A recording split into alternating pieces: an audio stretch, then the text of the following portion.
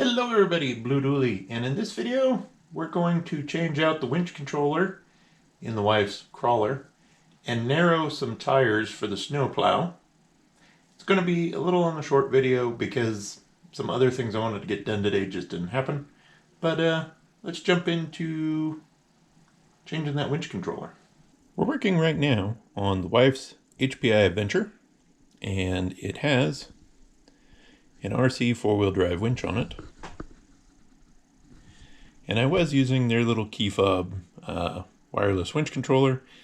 However, it's never really worked. I had to drill that hole out so the bind button would even be in a spot where it wasn't constantly being pressed down. And the key fob, while it still has a charge, you can see the light, it just never worked really well. So this is a Racing wireless remote winch controller. Let you have the part there. I only spent 21 bucks on it. I think the RC four-wheel drive one was a little more, but so we're gonna get this one wired in, and it has, need more hands. There appear to be two outputs and a battery plug, so I'm just going to cut this end off because I already have it wired. Wires going into the Dean's plugs, so I'll probably just cut that end off and splice the two together. And then hopefully the wife will have a working winch. So I pulled the little board out of the box, and then just because I wanted to check where the wires went. So it has two different ends on it for outputs. This little JIS plug and then this little white plug come out of the same ports there on this connector, and then the two battery leads come off the other side. So I'm just going to tuck this one that I'm not going to use up kind of around it, and then I'll snap the case back together, and then I don't have this wire dangling out there, and I'm not cutting stuff and worrying about shorts or anything. So I think that's going to work out pretty good. So I'm just going to solder the ends to my leads here, and then we'll give her a test. So I spliced the controller in to the wires I already had when I switched this over to a Dean's plug, because when the Venture came out, it had a Tamiya connector on it. And all of my batteries are Dean's plugs or T-plug or the XT60s now. But spliced it in and plugged it right into the RC four-wheel drive winch. It is a simple A and B. A pulls it in, B lets it out.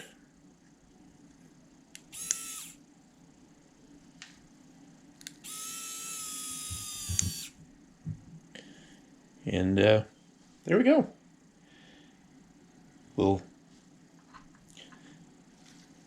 It also has a cover, so you can slide it up so that way you're not accidentally hitting the buttons, which is kind of nice. The Racing controller and everything feels a little nicer than the RC four-wheel drive one does. Like I said, this one I actually did have to drill this hole out so the case wasn't constantly pressing the bind button, essentially. But yeah, now we got a working winch. So I really kind of like that now. As I mentioned, this key fob feels a lot better than the RC four-wheel drive one. A little nicer. And the RC four-wheel drive one didn't even come with a connector. This one actually already has a little clasp on it. So that's going to do it for this part of the video. We'll jump on to the next thing. Next order of business on some of the little things we're working on is narrowing the front tires on the snowplow, as the springs just sit far enough out and these tires are just fat enough that I don't get much steering angle. So I'm going to get my heat gun out dismount these tires from the rims, and then I'm probably going to trim 5 millimeters or more out of the tire's width and then glue them back together, which is known as cut and shunt in the crawler world. But that way I'll get some more steering angle on the truck so the snowplow turns a little tighter. As you can see, the tires curl in quite a bit on the front rims, but because I printed the rear rims to be the same width as the tread, they're not curled in as much. So narrowing that will get us some tighter steering, and then I also need to remount the toolbox on this side of the truck, as it was just glued in on one side, and well, I hadn't inspected it to stay as long as it did, actually bashing through snow. So narrowing the tires will be next on the list, but I'm not going to show getting these tires dismounted, as that's going to take me a little while to get the heat gun and get the glue softened up enough to peel them off. So we'll come back actually when we're getting to cutting the tire. With some uncure and heat from the heat gun, I got both tires dismounted from the rims. There is some of the rubber still in there, but not enough really to worry about. At least I'm not going to worry about it. There's enough still inside the tire that when I go to re-glue them again, they'll stick. But I don't know if I'm going to try to cut out one of these center lugs and then glue the tire back together, or if I'm just going to pick a side and just remove the outside lugs on the inside of the tire, or what will be the inside of the tire. And that'll get me my narrower width I need. Because we'll get a rim out here. Line up a tire. So yeah, that entire outside tread width is actually wider than the rim it mounts to. So I'll probably use the X-Acto knife to start a hole in the tire, and then some Lexan scissors I have to actually trim the tire out. So there's the cut tire.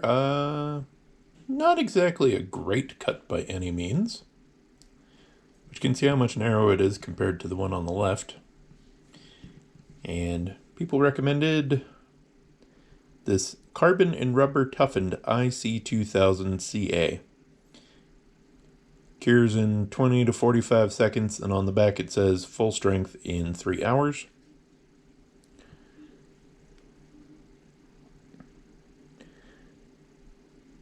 Yeah, full strength is reached in 3 hours. Forms a durable, impact-resistant bond. Up to 250 degrees Fahrenheit tolerance. Since it's a snowplow, I'm not too worried about it getting hot. Now again, I didn't get a good even cut around like I had hoped, but this is the first time cutting tires, so I'm not terribly upset. I know on this tire I'll need to come in a little more than I did on this tire. And just move both of my cuts in a little bit to get a better cut. But let's put that down there. Get the tire out here. And as you can see, the tire is a lot closer to the size of the rim width-wise than it was previously.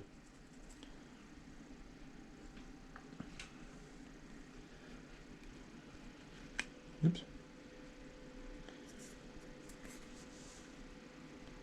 So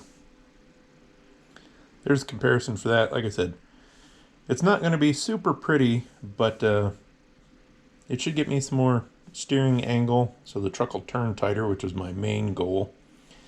And I'll either maybe see about finding a narrower tire that won't need cut, or maybe I'll get another pair, and after I've kind of messed around with narrowing tires and have a little better understanding, and then actually try it again with some better tires. So that's where we're at on those. I will still have to trim down the foams. So the second one, I removed the one of the inner lugs And you can see the foam a little bit because I did not get the straightest cuts. That's only tire number 2 I've ever tried cutting and gluing back together. So I'm going to put a little weight on it to kind of press it in so I can glue that seam up a little better. But overall, while they did not come out perfect, they did turn out. And I'm mostly happy with the results. Like I said, a little cleaner cut would have been nice for a better seam, but I'm happy with that result for the first attempt at cutting and narrowing a tire.